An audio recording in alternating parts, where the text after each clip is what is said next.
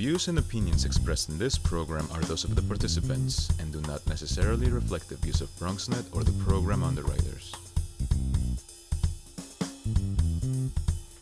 Hola, everyone. Welcome to Open, the one and only show bringing the best of the Bronx, New York, and the world straight to you. I'm Rhina Valentin, your host of Café con Leche every Friday. Here's what's coming up in today's show. Leading things off, we celebrate Black History Month with the Poe Park Visitor Center when we meet the visual artist whose work is on display in honor of Black History Month. After that, we'll find out about the Harlem School of the Arts main stage production, Fabulation Or, the Re-Education of Undine, a riches to rags story written by two-time Pulitzer Prize winner Lynn Nottage. Then we'll speak to Bambú Candles and Soaps founder Lucy Mena about her creative handcrafted products. And later on in the show, Bobby C brings us an up-to-date with the latest headlines in the world of sports. And lastly, this week's Open Artist Spotlight features spoken word artist Ameresoul performing his new piece, Era, on our Open Artist stage. So sit back y prepárate. All this and more is headed your way, because now we are officially open.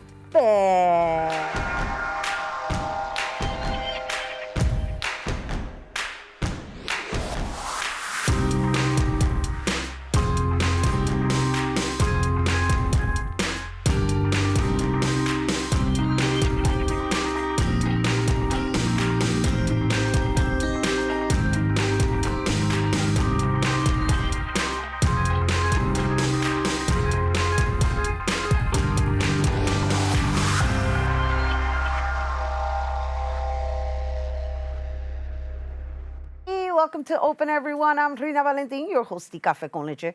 For the next hour, we're always inviting you to get social with us online. That is, tweet us and follow us on Instagram at BronxNet TV. And while you're there, like us on Facebook at Open BronxNet Television. And of course, follow me at Twitter, Instagram, FB, and LinkedIn at Rhina Valentin. It's Black History Month, and the Poe Park Visitor Center is celebrating with an exhibition featuring 6 artists from the Bronx. The exhibition showcases the interpretation of the Black experience through their artistic work. And joining us to tell us more about the exhibition, please welcome Poe Park Visitor Center Recreational Supervisor Chanel Borges, visual artist Emily Luna, James Dilliard, and Dolo. Hello and welcome. Hello, thank you for having us. Well, you're not Lucy. No, she's not here today. Lucy's on vacation, I hear. Yeah, she's enjoying herself. Well, it's nice to have a fresh face here on our set representing Poe Park Visitor Center. Yes, you guys have a lot of activities going on over there. Yes, we're trying to stay busy and give as many workshops and programs to the community as we can. And so what role do you play in this month's curation? Well, this month curation, we had the Black History Month exhibition where we had 6 artists exhibit their work. This is 3 of the artists that exhibited. And we had an amazing time with bringing their work and having them bring their work and have their interpretation of what the Black experience is. And here, representing the Bronx, being from the Bronx, and of course using history in your artwork, because I was able to see, I got a taste, and I think we're going to be showing it to our viewers. We'll start with you, Emily. So let's talk a little bit about your work and your style. Yeah. Welcome. Thank you. So my work was inspired by Snow White, and I decided to give her a new look, so she looks like Black girl. I love it. That's that portrait we have of the face that looks like a self-portrait, but it's actually an image of looking in the mirror. Yes, it wasn't meant to be. It just turned out that way. Yeah. That's lovely. We're looking at it right now. Oh, yeah. All right. And, of course, she's living in the tropics. Oh, of course. She has her shoulders out and everything, yeah. It's like, that's our version of Snow White. Yeah. We're going to give her another name, Snow Brown. Snow Brown, Snow Black. Or Caramela or something like that. Yes. All right. So, Dolo. Good morning. Good morning. Welcome. Hi. I'm good. I'm loving that shirt. All of our colors. All of our colors, baby. So, Dolo, your style of art? My style of art will fall into expressionism and impressionism. because, you know, when I paint, my medium is oil. So when I paint, it's just flow, just flow, make it expressive, and the viewers will, interpret it. And the language, right, in which you're communicating, right? Because you're the one that uses history in your work, right? Sometimes. Sometimes. Yeah. Okay, so what do you hope that people walk away with in interpretation with your work? Enlightenment? Yeah, I like that. I like that. Let's show some of Dolo's work up there. That's the black and white stuff. Is that you? Yes, that is. Oh, that's you. Yes. Yeah. You see, I asked if you use a little bit of history, and you're like, no. I'm like, hello. That looks like Nefertiti's to me. So, but why Nefertiti's? How about that? Honestly, this piece was just off, just subconscious thoughts. The original piece was for an old client that, just ghosted when I was painting the image for them. So I had to, patch it up with something more new and authentic to just, flow with. I love it. I love it. I love it. He's giving us the scoop. He was like, well, I had to slap on some extra layers to save it. Right? Yeah, I'm an artist, so I don't like to just throw away That's what's up. But that is art, isn't it? Yeah, true. Right? Yeah. Yeah, I thank you for sharing that. I love the candidness, And so, James, you're the one that does the black and white. Yes. Yes. And so I want to meet everybody because I know there's 6 of you and there's 3 of you here. So I just want everybody to familiarize themselves with your character, your style, and the different experience they're going to have just being at the exhibit. Yeah. So really, it looks like black and white, but really what I do in every single one of my pieces, I really mix the paint to kind of create my own colors, which I can probably never duplicate. Right. So we're looking at it now. Yes. And, it kind of, just from looking at it from here, there's something about it that symbolizes, symbols, actually, yes, that symbolizes something, it loans itself to zodiac signs. I don't know why. There's a lot of that going on in there. There is? Okay. And you're absolutely right, and that's exactly why I choose this style for my paintings. If you notice, the first piece actually with the image of the woman is actually untitled. I wanted to leave that open to the viewer. I wanted you to look at the image and all the symbols, the shapes, and everything that's on there to kind of get your own perspective on what's the story, what's being told. So even though I have my own concept, but I wanted you to look at it and visualize and get your own idea of what am I trying to say. So the inspiration is that of course, exercising your African descent, right? And but from what I just experienced, it's like you kind of borrow from metaphysics and spirituality. I borrow from everything. I saw. And I'm more of a lot of the history that you spoke about. I actually trace all these images. Before I put the image, I make sure I get a little idea of what it's about. I don't want to get people to get the wrong idea of what I'm trying to say. So a lot of this is a lot of research from every trace around the world you can think of, in every ethnicity, every background. I tried not to kind of close myself a little bit. I open up to everything and reach out to every piece of the world that I can and incorporate that into one image. Africa's the motherland. Mm-hmm. Right, got it. And so, do you want to share the other artists? I mean, thank you all for sharing your stories. And we're going to talk a little bit more, but I just want to know about the 3 other artists because we only have 3 here. Yes, we also have Kristen Cherry. We have Arlene Santiago, and we also have Trebet.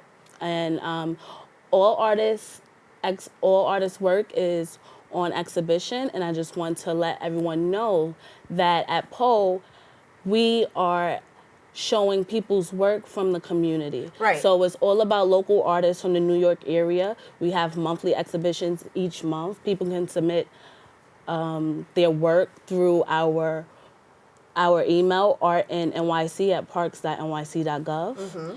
And so do you guys do open calls? Is this something that they can obtain on the website? Because we have Lucy regularly or whatever artist she sends our way. And we love the work that you're doing, which is why you guys are here. And it's lovely that we're honoring, our community and the artists within the community. And so this particular exhibition I know is already on display, and it's going to be on display until the end of February. Yes. And so how many images of each artist are on display?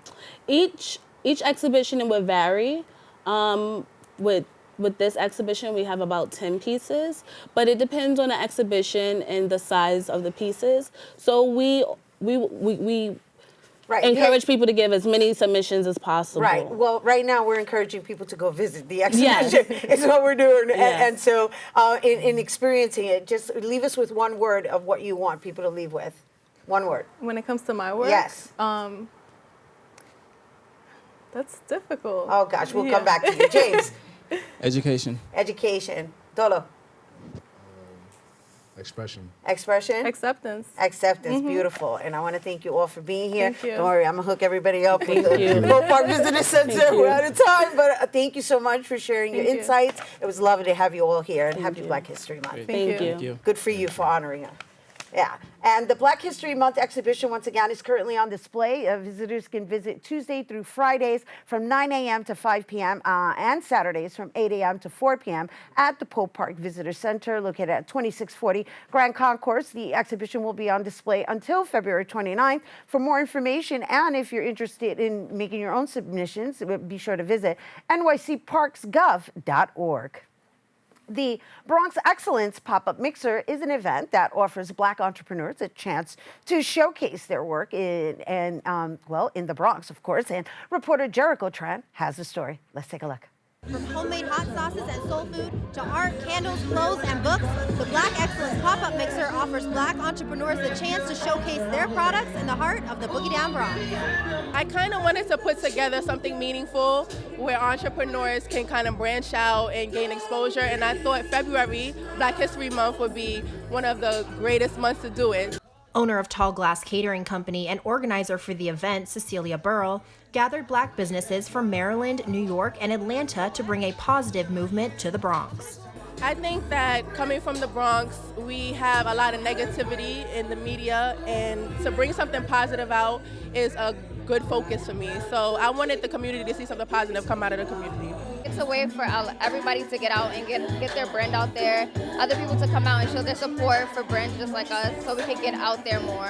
Brianna Walker showcased her homemade lip glosses for all genders, which utilized organic ingredients and natural products. I'm a full-time mom and a full-time student, and I also work full-time, so it's very hard to time management, but I get it done anyway. Owner of Natural Napes, Stephanie Howard, created the brand for herself and her daughter as an organic option to keep their natural hair healthy. But like most small business owners, she does not have the luxury of working on her brand full-time. But despite the challenge, these owners remain positive. Cecilia plans to have another mixer during the summer to highlight more Black businesses. Reporting for BronxNet, Jericho Tran. Thank you, Jericho. We're taking a quick break, but when we return, we'll hear about a play that journeys from riches to rags. Don't go anywhere.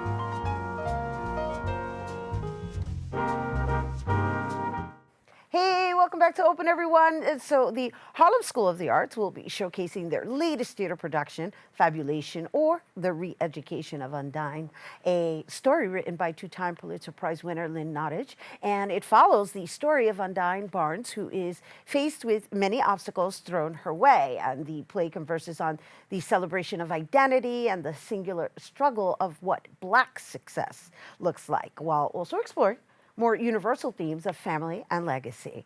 Joining us to tell us more, we welcome director and producer Cesare Dolph and Harlem School of the Arts students Otto Grimwood and Eva Galindez. Did I say that right? Yes. All right. Welcome. Thank you. Oh, so happy to be here. Thank you for having thank you. us. I'm excited because you guys are all from school, so we love when we're able to have students and or we wouldn't ask you to take the day off from school to be here, only if you wanted to. I mean, I probably would have chosen here. It's a good choice. Yeah, definitely. It's all good. So, let's talk a little bit about why this piece is being produced. Obviously, it's Black History Month. Yes. It makes a lot of sense. But, I introduced the piece as a story of going from riches to rags, which is kind of the unusual, right? Because everything usually has a happy ending. But the truth of the matter is that is it really rags to riches to rags? Yeah. So this story is actually, it's the inverse. It's rags to riches. So the story starts off with Undine kind of coming from the projects in Brooklyn and making her way up to being this really fierce powerhouse, right? And the play, at the beginning of the play, we really talk about assimilation. What does it mean for women of color to assimilate into a professional space that tend to not be where you come from? Right. And Undine, is kind of, feels like she has to put on these airs to fit in, right? And it's the fancy talk and the wine and the, Martha's Vineyard and all of these things that kind of give her this context of riches. And she loses everything because of love. Right. Yep, and her man runs away with all of her money, and that's where the story starts. And that's where the story starts, and that's all they're giving you. But the idea, right? But the idea is that it's almost like I read the story, a synopsis of the story. Yeah. It's almost like a means of, when I say it may be perceived as riches to rags, but in essence, from the place of self-discovery, it's rich. Yes, absolutely. So you see this turn for her because all the things that she thought was making her rich really was not. Right. And so she loses all of the wealth, but she gets a different kind of wealth, right? She finds real love. She reconnects with her family. And just like you said, that's really where the wealth is. So, Chanel, you're the director, and you have with you two of the actors, right? Yes. But actors who are playing multiple roles, Yes, I understand. absolutely. All right, so talk a little bit, I guess you want to introduce them so that I know who's playing who. Yeah. So these are my actors, and so we have a company, pre-professional company of actors that my work is to really get them ready to be professional actors in the real world. And so I really wanted to make sure that we expose them to a real, piece of art. Lynn Nottage is, of course, amazing. And so I wanted them to really be able to have a meaty play that they can get their hands into, and this is definitely a meaty play. So these are actors from the theater professional program. Yeah. So you may go first. Okay. Well, I play an addict, and I also play Agent Duva. They are a federal agent. So basically, Agent Duva is this character that, because they're a federal agent, they come off as a very strong person. And one thing that I struggled with, when doing this, is like coming off as more masculine, because that's kind of what, agents are. Right. Yeah. And myself, I kind of struggle with that because I'm not very masculine at all. Yeah. Not anywhere towards that. So I think that was kind of hard, but I feel like I've definitely grown more during that. Well, what I find fascinating, by the way, my apologies, I called you Chanel and Cesare. Yeah. Sorry about that. You're Sorry fine, about you're that. And so what I find fascinating is the extremities of the characters. That's work. So, and you have to come in and portray this in the same time frame, right? Yep. I mean, obviously you do a costume change or whatever, but you have to shift from an internal place. Yeah. So that must be fascinating. Yeah. Right. But I want to talk a little bit to Otto. Yes. Yes. So let's talk about, you have three. I have 3 roles. Three characters you're playing, I understand. I am playing drug dealer, drug addict, and accountant. So I sell drugs, I take drugs, and I do it with efficiency.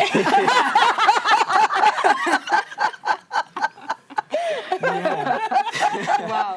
All of the above. Yeah. So those are my 3 characters. And it's, I do have to switch like a mindset between each one because the accountant is like a Harvard MBA, like well-upkept person that I have to go. And then I go to like a drug dealer who's like full of swagger and like more just chilled out energy. And then I go to the addict who just has a massive burden on him at all times. And it's interesting to shift between those, but I'm having fun with it. I bet. It sounds fun. I think it's wonderful. I was so excited when I had heard that you are all playing multiple roles because that is truly craftsmanship, craftswomanship. Yeah. And because we're an ensemble of a lot of women in the ensemble, we needed to be able to have roles like Agent Duval that's being played by a woman, right? It was actually in the script it's played by a man, but I was like, why not? And so this is the fun of theater that you get to, kind of bring in, your own, kind of color to the work of an artist, which I think is an amazing blessing to be able to do. It's lovely. And so how many cast members are there all together? 14. There's 14 of you. Oh, my goodness. And how long is the show itself? So the show is about 90 minutes, really close to 90 minutes, and it's a very fast beat show. It's like beat to beat to beat. The lead character never leaves the stage. She's always on stage. Oh, wow. Yeah, so you really kind of go through it, and it's a really fast-moving play. What's your favorite part of this experience? I guess just like working with everyone in the cast. I feel like during production, it brings everybody closer together because we're spending all this time together. I feel like we learn a lot from each other watching everyone acting. You learn more about yourself, and it's just a great experience overall. Lovely. And Otto? My work is my play. I just love going on stage and horsing around as like what I want to do with my future. Yeah, just working with everyone definitely is. Yeah, but horsing around efficiently, right? Because the structure. I love it. They have a lot of fun too. Like last night I had to kind of call them in because we could hear them literally like laughing and playing and horsing around in the dressing room. So I'm happy that they're having fun with the play because there's definitely a lot to be said about it. Lovely. And congratulations to you on directing a 14 cast piece. I know. That's amazing. So before we go, Thank you so much. It opens February 28th at 7. That's our first show. Then we have 2 plays on Saturday, one at 2 and one at 7 o'clock. That's March 29. And then March 1st, we have a 2 o'clock show. All right. Well, thank you for bringing Thank you so much for having us. 2 of yours, absolutely. Break a leg. Mucho miel. I know you. I love it. As you can see, I like to play too.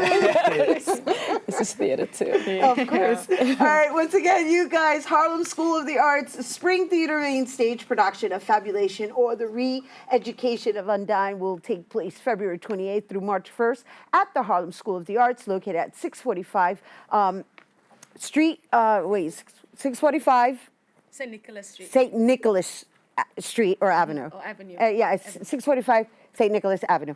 For more information, you can visit hsanyc.org. And for tickets, go to fabulation.brownpapertickets.com.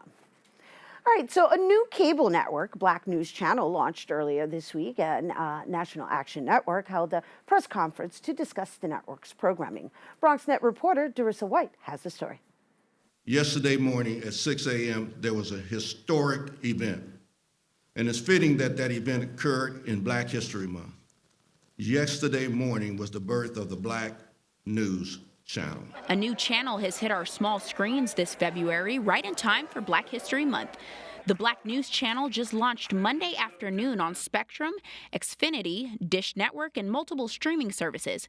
National Action Network held a press conference and a panel discussion in lieu of the launch. We are here, we're going to provide news, information, and education culturally specific to our communities. The network's acclaimed logo, By Black People for Black People, is a nod at their 24-hour, 7 days a week programming on content directly related to the Black experience. We are more than entertainers and athletes. We are doctors and lawyers and engineers and journalists and nurses and moms and dads and farmers and ranchers. but you only see a small snippet of who we are. We've got an ability to change that. Black News Channel, or BNC's, programming will include morning and primetime news along with shows specifically targeted to the Black audience that will focus on issues that impact African American health, culture, wellness, and other imperative topics. Dr. Ben Chavez, CEO of National Newspapers Publishers Association, says BNC will have programming directly related to Black millennials. We are an enriched people culturally, and the Black News Channel offers an opportunity for the richness of Black culture to finally be told on a 24/7 news channel. And I know that's going to be of interest to Black millennials. Black News Channel is expected to reach 33 million cable subscribers, though the company's goal is to reach 100 million subscribers. Reporting for BronxNet, Darissa White. Thank you, Darissa. We have to take a quick break, but when we return, we'll talk about the business of creating candles and soap.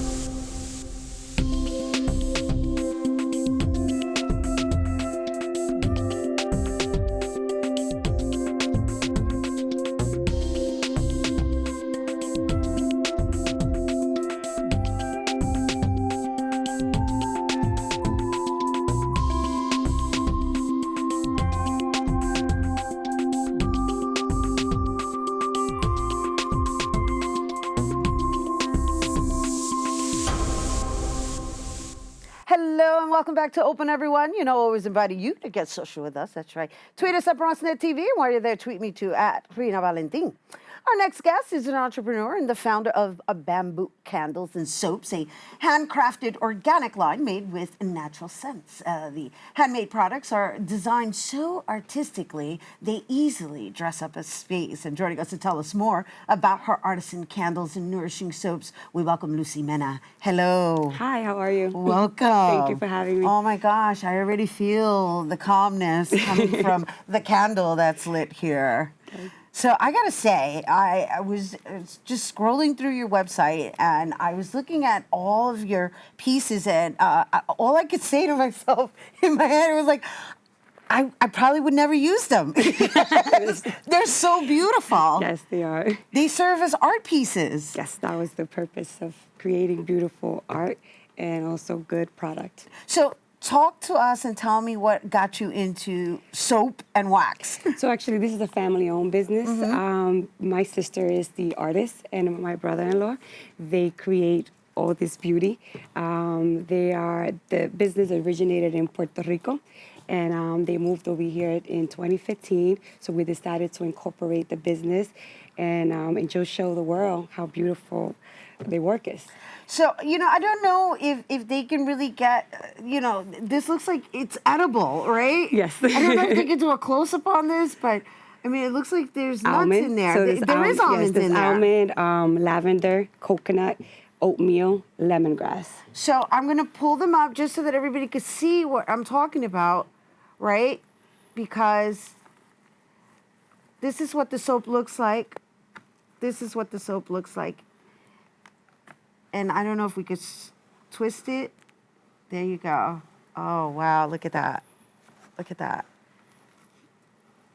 It looks edible. Yes. Like, I don't know. Believe it or not, a lot of people think that it's dessert. Yes. They think it looks like dessert. And so I understand that you guys cater to a lot of special events, right? Correct. So let's talk about this, right? Mm-hmm. We already discussed, like, we've got almonds, coconuts, and so how is it that this is preserved having these elements inside of it? So actually, soaps is like wine. The longer you let them sit, the better they are. So they preserve for a long time. And the nourishment that your skin gets from these particular ingredients is? Moisturize, hydrate is all natural, organic. We use coconut base, olive oil, and shea butter. All right, and so then I'm looking at these other ones, right? And so here, oh, I took something apart here. Sorry, guys. That's the tangerine. This is tangerine. Oh so my goodness. You can see in the back the ingredients that we use and what it's good for. Okay, and so what else do you have here as far as fruits, right? Yes, fruits. We have lemongrass, and sage. Mm-hmm. Lemongrass and sage. We have lavender, coconut, the coconut soap. The coconut? Yes. I'm going to put this one here, and they're probably like... And we have many different varieties. These are just some of the ones that I brought in. Okay, so you also brought candles? Yes, so we also have candles. Our special candle, which is one of our top sellers, the massage candle, which we call it a multi-purpose candle. It doesn't only smell well, but it also helps moisturize and hydrate the skin. Okay. And so when you say it's a massage candle, it's not just there while you're getting a massage. It's part of the massage? Yes. Oh, gosh. I'm looking forward to seeing this. Yes. I would love to give you a massage if you like. I would love that. I understand that. Okay. So let's go. We're gonna do the massage exactly Yes. where I need it. All right. So, oh, my goodness. So it doesn't burn. Oh, turn it off. So you're taking the wax? Yep. So then just... It doesn't burn. It's just warm. It hydrates. See, You're it's right, not waxy. it doesn't. It's not waxy. It's not oily. Okay, so then what is this, and how is it burning? It's a secret. It's soy wax. We add a butter, either shea butter, coconut oil, or olive oil, and then we add a fragrance. So this is a double purpose. Correct. It's not just a candle. Exactly. Right. Exactly. So when I hear, massage candle, and it smells good. Oh my goodness. I actually want to take a break and get my hand massaged, everyone. You gave me a wonderful massage. Yes. Yeah, thank you for that. But again, when I hear a massage candle, I think, it's a candle that you put that provides aromatherapy. Correct. But it does. It provides It's that as well. brilliant. However, you can actually use the wax. Correct. Yes. Oh my gosh, so this is a candle that you don't burn just for the sake of burning. Right. A lot of people just get it just for the moisturize and to hydrate the skin. That's amazing. I would have never thought about that. All right, so, and then this is just another flavor. So yeah, this is our regular scented candle, but very artistic. We add cinnamon, Yes. and you also can burn it. Let me it smells show good. it. Let me show it to everybody. Look.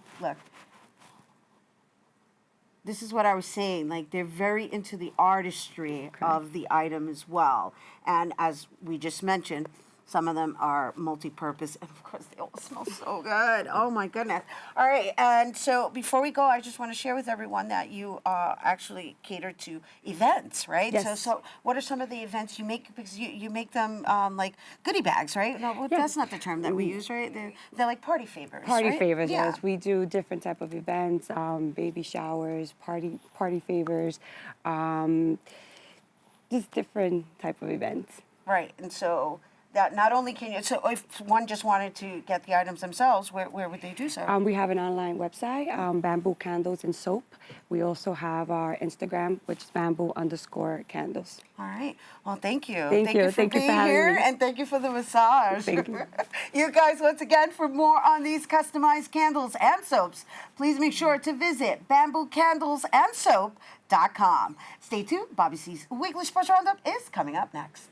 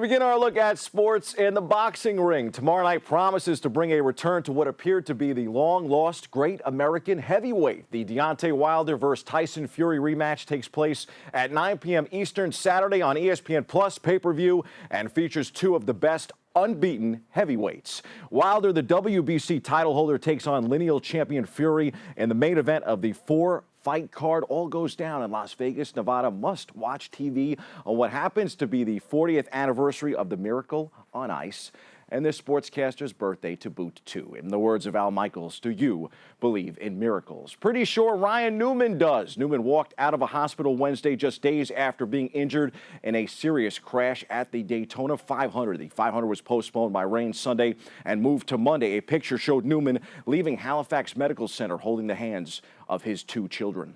Newman was injured Monday night when he crashed on the final lap of the Great American Race. He received contact from Ryan Blaney down the tri-oval and was sent spinning into the wall. His vehicle went airborne and was hit in the driver's side door. The car landed on the roof and briefly caught fire before paramedics and emergency personnel came to get Newman out of the wrecked vehicle. Amazing. He is still with us. Denny Hamlin can finally celebrate too, make it 3 out of the last 5 and back-to-back for him, the 3-time Daytona 500 champion. Didn't have a chance to celebrate partly because of rain, pushing the race to Monday night and the somber mood following the race and awaiting an update on Newman's condition. Before heading home and to New York City for a media tour, Hamlin stopped at the hospital to see Newman. He was able to talk to Newman's father. Touching story there. Time for some quick hitters from around the world of sports. The NFL owners on Thursday accepted the negotiated terms of a new proposed collective bargaining agreement, sending the vote to players ahead of a potential agreement between the two sides. All 32 owners met Thursday in New York City for an update on the current proposal. Progress.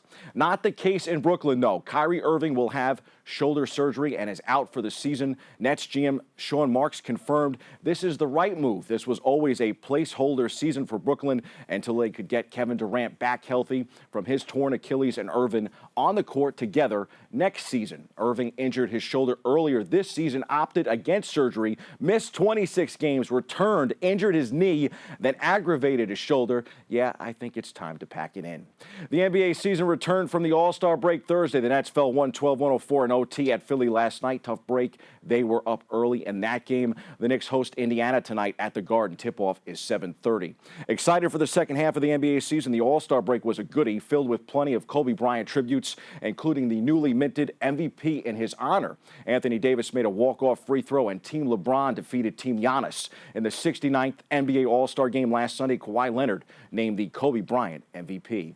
A federal judge has dismissed former New York Knicks star Charles Oakley's lawsuit against team owner James Dolan and Madison Square Garden Company, stemming from his forcible televised ejection from a 2017 basketball game at the Garden.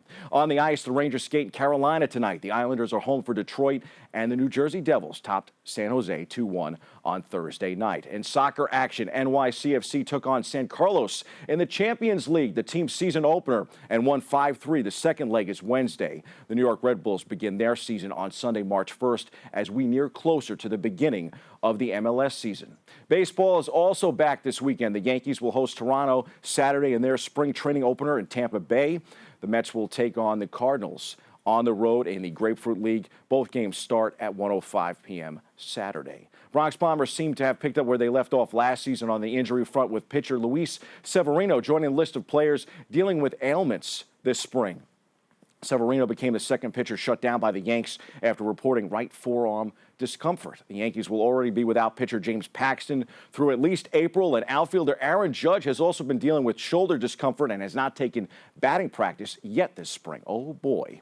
Major League Baseball Commissioner Rob Manfred apologized Tuesday for describing the World Series trophy as, quote unquote, a piece of metal during an on-camera interview with ESPN, a description that drew pointed criticism from Los Angeles Dodgers third baseman Justin Turner and Chicago Cubs starting pitcher John Lester. Manfred has been under fire for his handling of the Houston Astros, or lack thereof, and the sign-stealing scandal. Meanwhile, Jonathan Lucroy came out this week and said he was changing his signs behind the plate every single pitch As a catcher who spent parts of 4 seasons playing in the American League West between 2016 and 2019, Lucroy found himself in a unique position to observe the tactics of the Astros while needing to plan against those schemes. But the quote of the week, folks, belongs to New York Yankees slugger Giancarlo Stanton, who on Wednesday called out Astros owner Jim Crane for saying his club's illegal system may or may not have had an impact on the competition on the field in 2017. Stanton, acquired by the Yankees before the start of the 18 season, led the majors with 59 home runs in 2017 as a member of the Miami Marlins. That total was the most by a major league player since 2001. He said, "If I knew what pitch was coming in 17, I probably would have hit 80-plus home runs," Stanton said on Wednesday, probably. In other motorsport news, Spain's 6-time MotoGP champion Marc Marquez has signed a 4-year contract extension with Honda Racing Corporation HRC through the end of 2024, the team said on Thursday.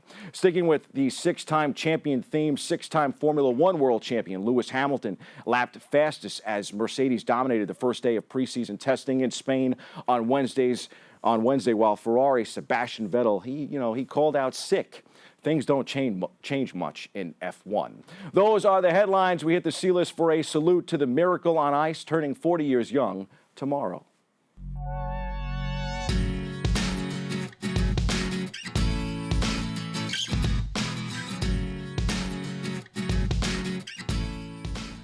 Let me set the stage. In the midst of the Cold War, a hockey rink in upstate New York, February 22nd, 1980. That's the day one of America's most memorable victories over the Soviets came in hockey, the equivalent of a Pee-wee football team beating the New England Patriots. Honestly, immortalized by Al Michaels with one of the most iconic calls in sports broadcasting history, the Miracle on Ice occurred 40 years ago tomorrow, this weekend, on that date, when the United States men's hockey team knocked off the 4-time defending gold medalist Soviet Union squad 4-3 in the semifinal round of the Winter Olympics. Micah Runzioni fired home the shot heard round the world halfway through the third period to give the red, white, and blue the lead. And the Americans were able to hold on over the final 10 minutes as goalie Jim Craig made save after save. The victory didn't ice the tournament for the underdog Americans, but it did allow them to advance to the gold medal game where they defeated Finland 4-2.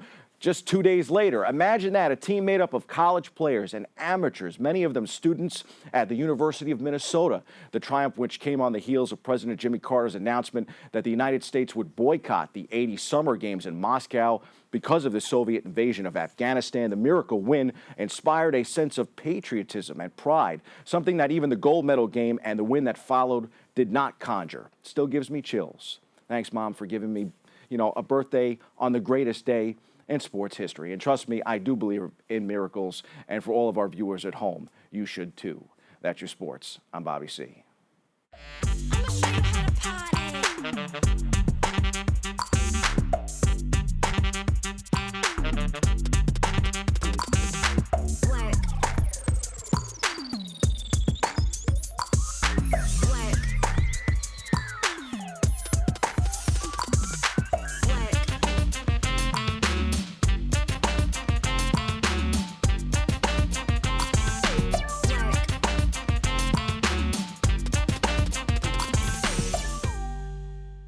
We built a media network for you. BronxNet TV. Come learn in your new state-of-the-art studios at Lehman College. At Mercy College. And coming soon to the South Bronx in the Hub. Inspire with your stories, culture, history. Your Bronx on BronxNet. Engage with us. Connect with us at your channels and at BronxNet.tv.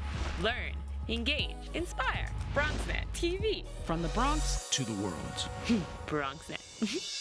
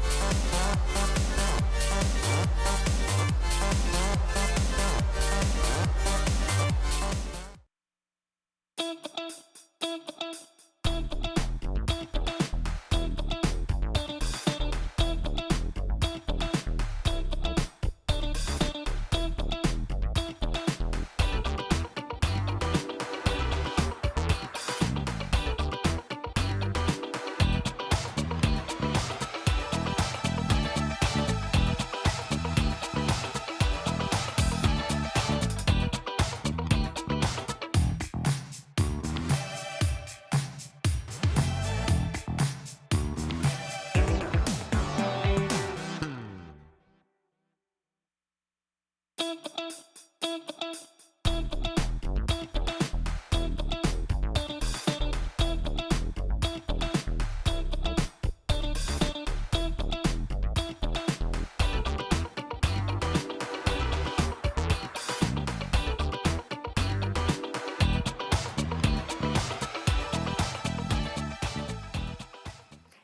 welcome back to Open, everyone. It's now time for this week's Open Artist Spotlight.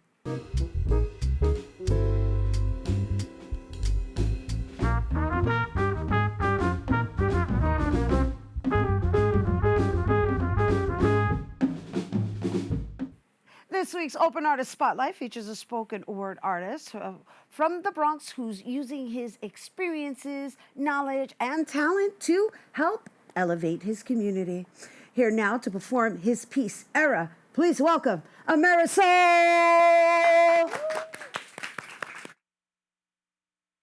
I was raised in an era where being hungry meant you just had to sleep it off. And gang violence, street violence led to the sounds of sirens. That smoke was far from silent. I memorized those tunes. Coked out dope fiends were the most humble human beings until that craving called and the need and the urge is now in their bloodstreams. You wouldn't even recognize them in about 4 weeks. And there's mistakes now run through your mind and you remember the time they said, don't do drugs, young man, as they helped you with the grocery bags up the staircase. Now they're laying in the same exact staircase with a needle in their veins, eyes closed shut, but they were wide awake. I was raised in an era where this was our everyday reality. The ones closest to your reaching hands were the ones reaching away from their reaching hands. They lost their sanity. But that was the least of my worries. I was leaving the war inside of my own building to the wars on the streets, strapped with our book bags and our school uniforms, holding hands with my older me. He was living the same exact reality, just chasing a different dream. Ran into the bloodbath of a man who got shot in the head, running away from another man. He could not stand the beef was surreal. My life is surreal, can't you see? I was raised in an era where the latest trend was staying alive long enough to walk with a purpose. Not the same purpose. Others had different purposes like walking and breathing and concentrating on keeping your eyes wide open as a stranger with the name tag and 3 letters you would never forget. EMT. Emotionally, mentally traumatizing. Hold your hands down as they hold your mother in the corner in agony and pain behind enemies' lines. They say a mother should never bury her child, but he was already 6 feet deep when the cruelties of our society led him to the streets. I was raised in an era where this was our everyday reality. We had no choice. And the biggest sign of relief was that moment when you could finally breathe again, because you made it home. But I am still hungry. Wow.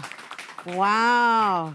Oh my, oh my, oh my. That is some like deep diving.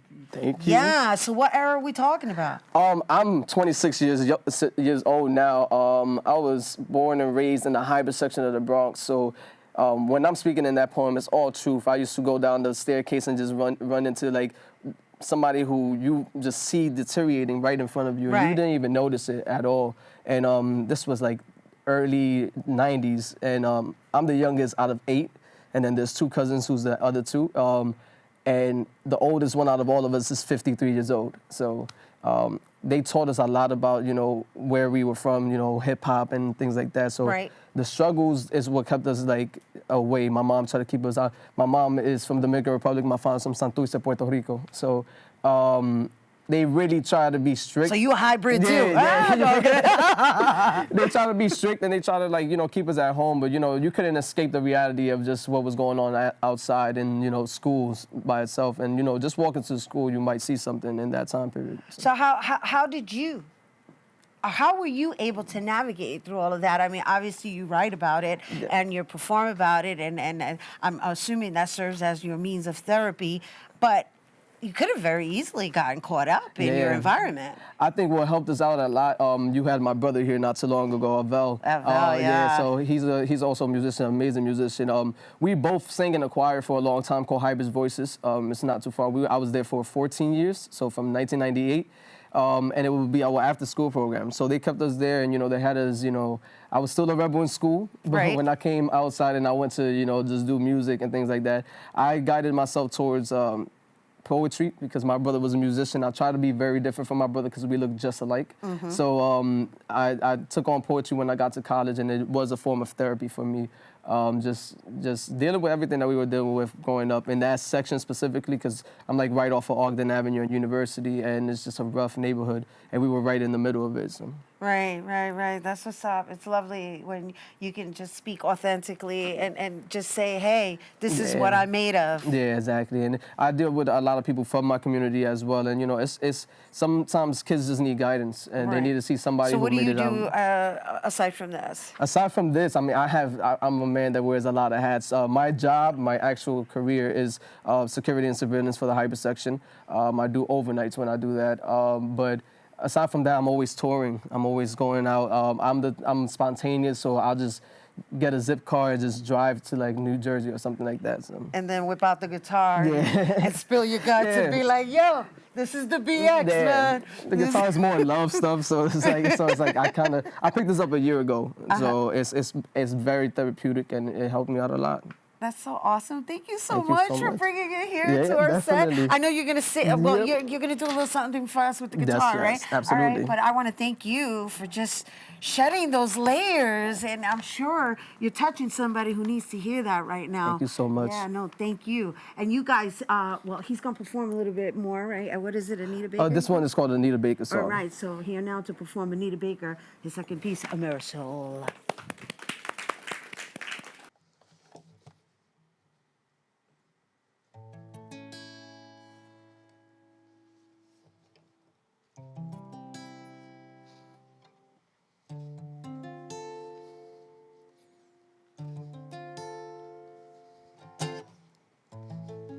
You said that you're sorry and that you couldn't bear the pain. I'm sorry that I wasn't really there. You said that you're sorry, and I apologize, I swear. I wanna see you smile. Let me make you smile. I love to see that smile. With all my heart, I love you, baby. Stay with me, and you will see that my arms will hold you, baby. Stay with me, 'cause I believe I'm in love. Sweet love, hear me calling out your name. I have no shame, I'm in love. Sweet love, and don't you ever go away. I am here to stay. If I told you that my tongue whispered your name every time I found something wrong with every breath that I tried to take, just to feel like I was going to be okay, would you look at me the same? Or would you automatically assume this man's gotta be insane for wanting someone who ain't look at him the same? Don't worry, I'll just take all of this pain and I'll write your name. With my hand cramping up, I can't feel a thing. The numbness won't let me feel a thing, so I'll keep on writing since I cannot feel anything. Doesn't it seem familiar how we both don't feel things? Now don't get me wrong, I know that this attraction may be a distraction from our real life problems, and you were the closest thing to perfection, so I use the idea of me plus you looking like a fool, in love as if we were in high school.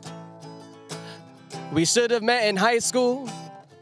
Maybe my pain wouldn't be the same. My girlfriend from high school, she is not the same. Trade places with her today and I wouldn't remember your name regardless.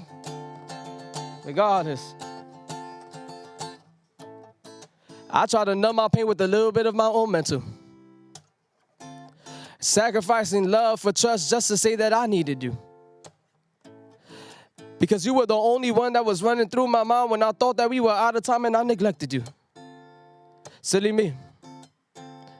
Trying to make a reality of something that was never really true. I love not loving you. With all my heart, yeah. I love you, baby. Stay with me just a little bit longer, and I will be your arms to hold you, baby. Stay with me, 'cause I believe I'm in love. Sweet love, hear me calling out, and I'm in love, in love.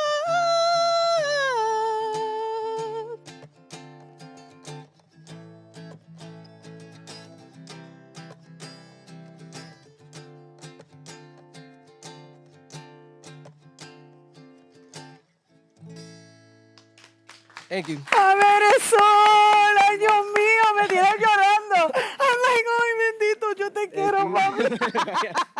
That was so beautiful. Thank you so much. That was so beautiful. Thank you for bringing so it much. here Definitely. to us. Are you performing? Yes, I have I'm featuring tonight in City Island Clippers Coffee Bar. It's open mic, and then it's featuring 3 of us, myself, along with Valentina, K-Stay the Poet, and then there's going to be a live typewriter, Destiny Poet, who's also an amazing artist. So all of us are going to bring some stuff to you guys tonight. Hopefully, my congas is there today, too. So hopefully. All right, bravo. Ameresoul, once again, thank you you so for much. bringing that hopeless romantic stuff. Yes, yes. All right, he's going to be performing once again tonight at 7:30 p.m. at the Clipper Coffee, located at 274 City Island. And for more on Ameresoul, you can check him out on Instagram at Ameresoul. That is our show today, mi gente. Thanks to all our guests who are coming through. Tócame ahí. And to you for tuning in. If you missed any part of the show, you can check out the Re-Cablecast tonight and 24 hours a day at BroxNet.tv. I'm Rhina Valentin. And from all of us here at Open, may the universe provide paz, prosperity, amor. Happy Black History Month, everyone. Bang, bang.